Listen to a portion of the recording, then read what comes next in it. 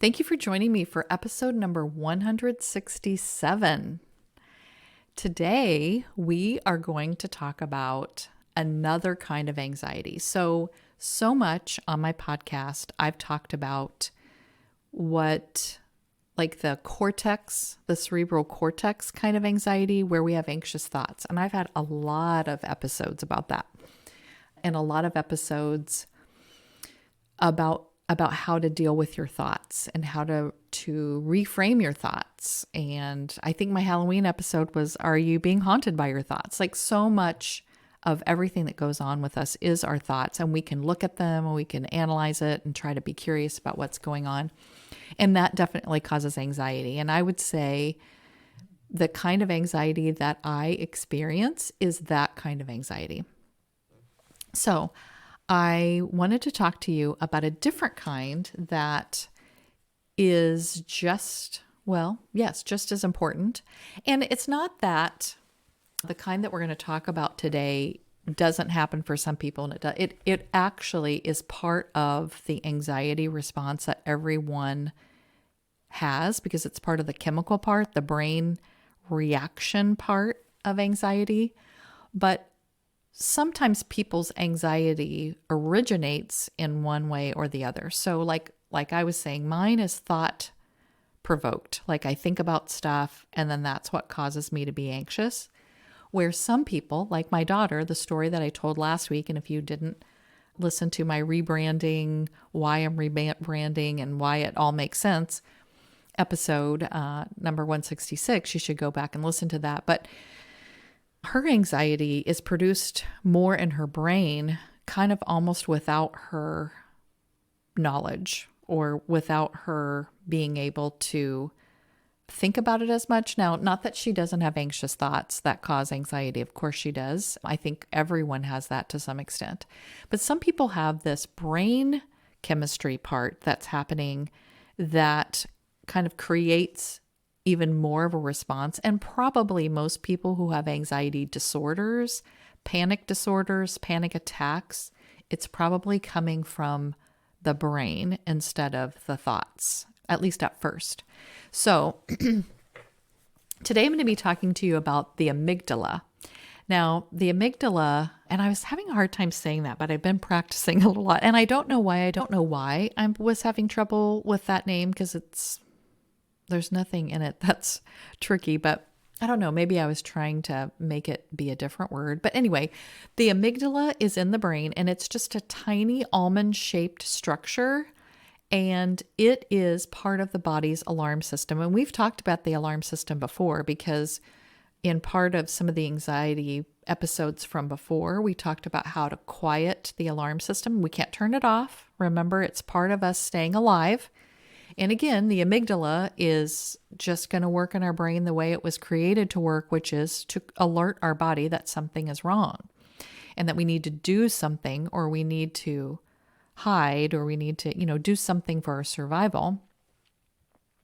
And sometimes our anxiety starts there and we can't really pinpoint why we're feeling anxious, or we can't find any thoughts that are associated, or any situation really at that time that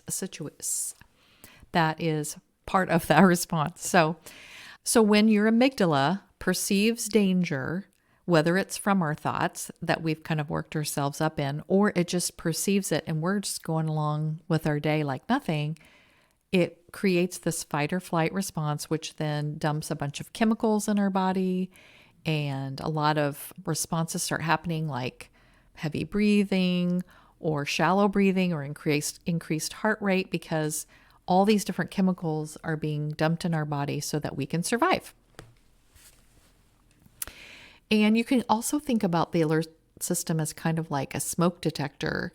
And sometimes our smoke detectors in our houses go off and we're like, wait a minute, why is that going off? Because there's something, wrong with it, or the batteries are going low or whatever. So you can think about the amygdala sometimes gets mixed up about what should be causing that response. Now, our brains are being formed and shaped before we're even born. So there is even studies where moms that experienced a lot of stress. So if the mom is experiencing stress and the amygdala is going off, that alert system's going off, and all these chemicals are flooding into her body, they're also flooding into the baby's body even before it's born. And if that mother, as a pregnant mother, was experiencing abuse or just like a lot of trauma things going on, then the baby is going to have, the brain is already starting to learn trauma responses or things to trauma that it doesn't even understand, that it won't even remember. And even as after they're born, as babies or toddlers, things that go on in their lives that they'll never remember are affecting their brain chemistry and the way that their brain reacts to things. And so this kind of anxiety is called amygdala-based memories. So the amygdala remembers things that happened, or remembers or associates response with certain stimuli. And then when it thinks that that is going on, it will create this anxiety response inside of someone, even though they're just going on about their business. One of the examples was, if you're driving along and all of a sudden something jumps out in front of your car, you slam on the brakes. You didn't think, oh, I'm going to slam on the brakes because something has happened. You don't even think. You're just like slamming on the brakes, and you feel that rush of adrenaline and all the stuff going on in your body. And like sometimes it takes a while to I got to take a deep breath. I've got to calm down from that. Or maybe somebody jumps out from behind a door, or I know this has happened to me so many times. Like you go into a dark room, and when you first turn on the light, you might be startled by something because it looks like a person, or it looks like an animal's there. I've had that startle response so often when I go in my garage when it's dark and I turn on the light and something might be laying there and I'm like, oh my gosh, is that a possum? Or I don't know, whatever, those kinds of things. And I'm also freaked out about spiders. So if I just see like black fuzz on the floor, I might be like, oh my gosh, a spider. And then I'm like, oh no, that's just a piece of fuzz. And all that kind of stuff happens so split second. We're not thinking about any of it. And so our brains start to connect things, and our brain starts to connect things that maybe shouldn't be associated. Like it thinks about smells and sights and things it hears. And then if something negative or positive happens with those, associated with those, then it creates those responses for us later on. Think about, I don't think my mom had a signature scent, or I didn't have a lot of time with my grandma, but like some people associate like a certain perfume with their grandma or their mom. And so even when that person's not around, if you smell that scent, you're like, oh, that smells like my mom. And if you've had a positive relationship with your mom or grandma, then you feel good. And you're like, oh, that, I remember my mom or my grandma. But if somebody was abusive to you and they wore a certain scent, and then you smelled that scent some other time, your body might automatically react in a panicked way, or at least some kind of anxiety or some like confusion. And again, it might have been something from as a baby or a toddler that you don't even remember why that's a connection. Or it could be something that you do know what the connection is and you just maybe forget about it, or you don't realize it because your brain smells that smell or hears that sound or sees some certain thing that it already associated with positive or negative. The same thing can happen like if a child gets bit by a dog. It may then associate all dogs as being dangerous. And it's good that our brain does this because that's, again, how we stay alive. But all dogs are not dangerous. And maybe the family wants a dog, or maybe one of the grandparents has a dog. And then you have to figure out, how do we help this child who has this fear panic response to dogs? And again, that could be more into the therapy realm, because some of this amygdala-based memory stuff, I mean, we will definitely be working on this in the podcast, and there are things that you can do just from listening to what I tell you, or just some tips I'm going to give in social media. But a lot of times, this type of anxiety requires a diagnosis or medication or therapy to walk you through different things. Like like with this dog situation, if a dog bit a child and then they're terrified of dogs always and have a lot of fear responses about dogs, then, maybe they are going to need to walk through a lot of things that are kind of intensive to get them to get over that fear of dogs. And the things that we talk about here would be helpful to them to add on to that. They would probably also need therapy or other thing and medication, things like that, to help them. There are also chemicals in our brains that help regulate our moods and emotions, and some people have too much or too little of those chemicals. And there are medications for that as well. Now, there's two different types of medications, and I don't know how much I want to get into that, but I will say that I wrote some of these down because I didn't know the difference. There are medications like Xanax, Ativan, and Klonopin that actually sedate somewhat the amygdala, because a person's amygdala might be so oversensitive or causing so much panic or so much anxiety that a person needs to take those kind of medications that kind of like soften it or cushion it or sedate it to where it doesn't work so much or it doesn't get overstimulated by things. But there's also medications, and these are the kind that my daughter take. And I am not a doctor, and you would probably have to look up these more, but they have to do with the other chemicals that might not be working as much, like the transmitter chemicals that in our brain, when we have different synapses and things going on, there's chemicals that help release or help the message get to all the right places. And sometimes those chemicals are not working correctly. And so there are medications, a whole different set of medications that you can take that help that part. And I may get into that. I haven't decided how deep in the weeds I want to get into all that because I'm not a doctor and I couldn't possibly learn enough about it to really tell you good things. But I just wanted you to know that there is a difference kind of in the type of medication you could take, and that the type of medication that sedates your amygdala, it's harder for you to learn new ways of dealing with things because since some of it's amygdala-based, if you're sedating it, but then trying to learn new things to help it, it's not getting the message as clearly. If you're taking some of the other types of medicines, it can help you take in that information a little bit better. So hopefully that's not too technical because I don't want to be technical on this. I want it to be understandable. I want it to be something that you can use.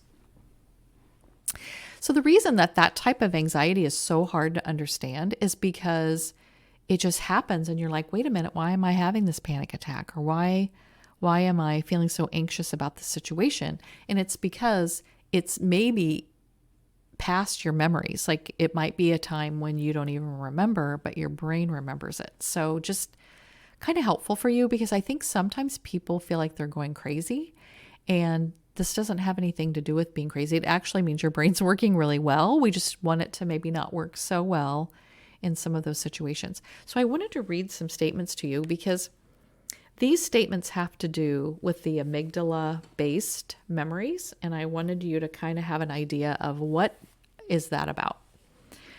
I notice my heart pounding strongly or my heart rate increasing in certain situations. I avoid certain experiences, situations, or locations without consciously intending to do so.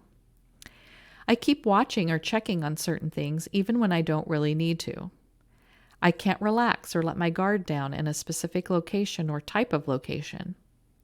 Seemingly insignificant events can make me worry. I can end up in a complete panic very quickly. In certain situations, I feel very angry to the point of wanting to physically fight, but I know that it doesn't make sense. I feel a strong urge to escape from certain situations. I feel overwhelmed and can't think clearly in certain settings. Under certain circumstances, I feel paralyzed and can't get myself to do anything. In stressful situations, I can't breathe at a normal rate. I develop a lot of muscle tension in certain situations. So when I read those, I can't really pinpoint too many situations for me where I would say that. Now, I definitely feel like I can't think through things sometimes. I get upset about stuff. That is all regular human behavior. But to actually, like, every time I get in a car in the passenger seat, I feel, I don't get any of that kind of stuff. Or every time I walk into school, I don't feel a certain way. So I just want you to think about, where might your anxiety be coming from? That's really what I want you to get out of this episode, because like I said, I've talked so much about the thought kind, where your anxious thoughts are getting away from you and causing all of these things, because that's what I'm more familiar with. And that's something that I can pinpoint. I can ask somebody, well, what were you thinking during that time? And a lot of times people can come up with those thoughts, or where do those thoughts come from? Well, let's look at what's your beliefs or whatever. But this that's coming out of your brain and you're like, I don't know why this is happening. It's harder to work on. But good news, we're going to find ways to deal with it, even through this podcast and even on my social media, because there are things to do. But I do want you to know that if you have these amygdala-based memories and your panic attacks and your anxiety seem to be coming out of nowhere and you really can't pinpoint what in the heck is going on, I think it's really important for you to, if you really want to start with your general practitioner, doctor, your pediatrician, whatever, you can start there, but that shouldn't be the end of it. Just taking a medication to feel better should not be the end of what you do with anxiety, because you also need to be learning different thought processes and different other techniques that you can do to help both kinds of anxiety. And just taking a medication and then going on with your life is not really going to fix the problem. You might feel better, but there's still other things that you need to do, and I want to be able to help you with that. So I really think that awareness is part of the healing.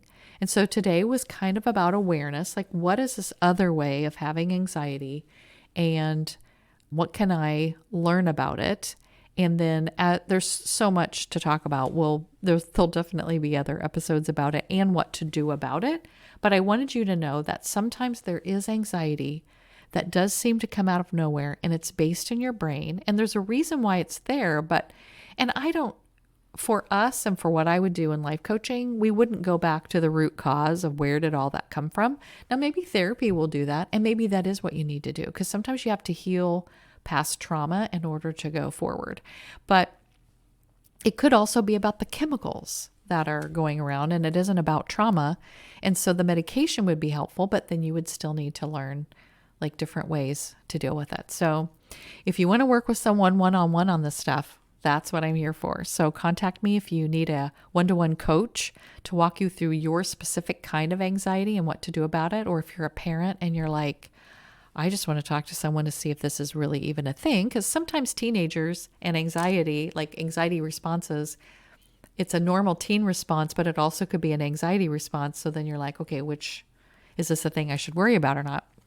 So follow me on social media, because I'm going to be giving tips and tricks along the way to help. Talk to you soon.